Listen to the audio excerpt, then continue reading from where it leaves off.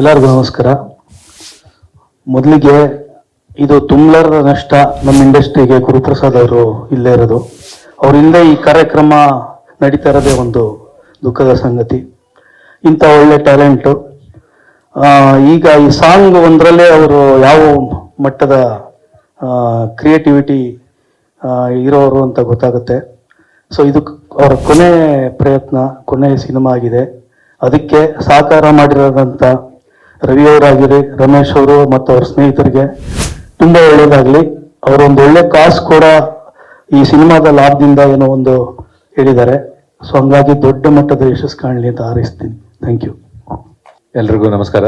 ಬಂದಿರುವಂಥ ಮಾಧ್ಯಮ ಮಿತ್ರರಿಗೆ ಮತ್ತು ಬಂದಿರುವಂಥ ಗೆಸ್ಟ್ಗೆ ಮತ್ತು ಈ ಸಿನಿಮಾ ತಂಡಕ್ಕೆ ಎಲ್ರಿಗೂ ಶುಭಾಶಯಗಳು. ನನಗೆ ಗುರುಪ್ರಸಾದ್ ಅವರು ಡೆತ್ ಆದ ದಿನ ತುಂಬ ಕಾಲ್ಸ್ಗಳು ನನಗೂ ಬಂತು. ಅವತ್ತಿನ ದಿನ ಗುರು ದೇಶಪಾಂಡೆ ಅವರು ಹೋಗ್ಬಿಟ್ರು ಅಂತ ತುಂಬ ಜನ ನನಗೂ ಕಾಲ್ ಮಾಡಿದರು. ಈ ಗುರು ಪ್ರಸಾದ್, ಗುರು ದೇಶಪಾಂಡೆ ಇವೆರಡು ತುಂಬ ಜನಕ್ಕೆ ಕನ್ಫ್ಯೂಷನ್. ಅದರಿಂದ ಅವತ್ತಿನ ದಿನ ನನಗೂ ಒಂದು 10-12 ಕಾಲ್ಗಳು ಬಂದಿತ್ತು. ನನ್ನ ಪ್ರಕಾರ ಅದ್ಭುತ.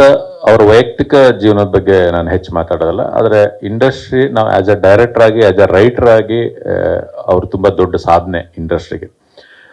ಅವರ ಮಠ ಇರ್ಬೋದು, ಎದ್ದೇಳು ಮಂಜುನಾಥ ಇರ್ಬೋದು, ಅಲ್ಲಿವರೆಗೂ ಬೇರೆ ಯಾರೇ ಏನೇ ಮಾತಾಡ್ಬೋದು, ಏನೇ ಹೇಳ್ಬೋದು. ಮಠ ಮತ್ತು ಎದ್ದೇಳು ಮಂಜುನಾಥ ಸಿನಿಮಾ ಬರೋವರೆಗೂ ಜಗ್ಗೇಶ್ ಅವರ ಒಂದು ಇಮೇಜೇ ಬೇರೆ ಇತ್ತು.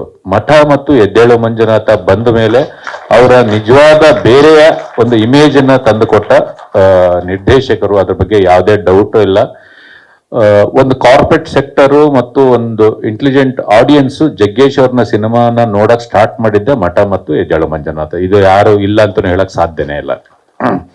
ಅಷ್ಟು ಅದ್ಭುತ ಮತ್ತು ತುಂಬ ತಿಳ್ಕೊಂಡಿರುವಂಥ, ತುಂಬ ಓದಿರುವಂಥ ನಿರ್ದೇಶಕರು ಮತ್ತು ರೈಟರು. ಅವರು ಇಲ್ಲ ಅನ್ನೋದು ತುಂಬ ದುಃಖ ತರಿಸುವಂಥ ಒಂದು ವಿಷಯ. ತುಂಬ ಒಳ್ಳೊಳ್ಳೆ ಚಿತ್ರಗಳನ್ನು ಅವರು ಕನ್ನಡ ಚಿತ್ರರಂಗಕ್ಕೆ ಕೊಟ್ಟಿದ್ದಾರೆ. ಅದನ್ನು ನಾವು ಯಾವತ್ತೂ ಲೈಬ್ರರಿಯಲ್ಲಿ ಇಟ್ಕೊಳ್ಳುವಂಥ ಸಿನಿಮಾಗಳನ್ನೇ ಅವ್ರು ಕೊಟ್ಟಿದ್ದಾರೆ. ನಾವು ಯಾವತ್ತೂ ಅವರು ನೆನಪಲ್ಲಿರ್ತೀವಿ ಮತ್ತು ಅವರ ಮಾರ್ಗದರ್ಶನದಲ್ಲಿರ್ತೀವಿ ನಾವು. ಈ ತಂಡದ ವಿಷಯ ಅಂತಂದ್ರೆ ಒಂದು ಒಳ್ಳೆ ಪ್ರಯತ್ನ ಮಾಡಿದ್ದಾರೆ. ನನಗೆ ಈ ಸಾಂಗ್ ನಾನು ತಡವಾಗಿ ಬಂದೆ, ಕ್ಷಮಿಸಿ. ಈ ಸಾಂಗ್ ನನಗೆ ರಮೇಶ್ ಸರ್ ಮುಂಚೆನೆ ತೋರಿಸಿದ್ರು. ನಾನು ಅವಾಗಲೇ ಹೇಳಿದ್ದೆ ಇದು ಚೆನ್ನಾಗಿದೆ, ವರ್ಕ್ ಆಗುತ್ತೆ. ಇದ್ರ ಮೇಕಿಂಗ್ ಒಂದು 6-7 ನಿಮಿಷ ತುಂಬ ಇತ್ತಿದೆ. ಆ್ಯಕ್ಚುಲಿ ಅವರು ಕಟ್ ಮಾಡಿ 3 ನಿಮಿಷಕ್ಕೆ ಇಳಿಸಿದ್ದಾರೆ. ತುಂಬ ಫನ್ ಅವೆಲ್ಲ ಇದೆ. ಒಂದು ಒಬ್ಬ ಡೈರೆಕ್ಟ್ರು, ಒಬ್ಬ ಮ್ಯೂಸಿಕ್ ಡೈರೆಕ್ಟ್ರು, ಒಬ್ಬ ಲಿರಿಕ್ ರೈಟರ್ ಜೊತೆ ಕೂತ್ಕೊಂಡಾಗ, ಸಿಂಗರ್ ಕೂತ್ಕೊಂಡಾಗ ಯಾವ ಥರದ್ದು ಒಂದು ಹಾಡು ಹುಟ್ಟುತ್ತೆ ಅನ್ನೋದ್ರ ಬಗ್ಗೆ ತುಂಬ ಚೆನ್ನಾಗಿ ಹೇಳ್ತಾ ಹೋಗಿದ್ದಾರೆ.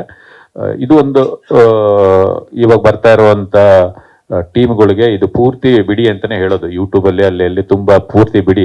ಬರ್ತಾ ಇರುವಂಥವ್ರು ಕಲಿತಾರೆ. ಆ್ಯಕ್ಚುಲಿ ಕಲಿಯುವಂಥದ್ದೇ ಇದೆ ಇದರಲ್ಲಿ. ಇಡೀ ತಂಡಕ್ಕೆ ಒಳ್ಳೇದಾಗಲಿ, ಶುಭವಾಗಲಿ. ನಮ್ಮ ರಮೇಶ್ ಸರ್ ತುಂಬ ಫ್ಯಾಸಿನೇಟಿಕ್ ಪ್ರೊಡ್ಯೂಸರು ಮತ್ತು ಅದ್ರ ಜೊತೆಗೆ ರವಿ ದೀಕ್ಷಿತ್ ಅವ್ರ ಜೊತೆ ಹೆಚ್ಚು ಪರಿಚಯ ಇಲ್ಲ. ಒಳ್ಳೇದಾಗಲಿ, ಇಡೀ ತಂಡಕ್ಕೆ ಒಳ್ಳೇದಾಗಲಿ. Thank you.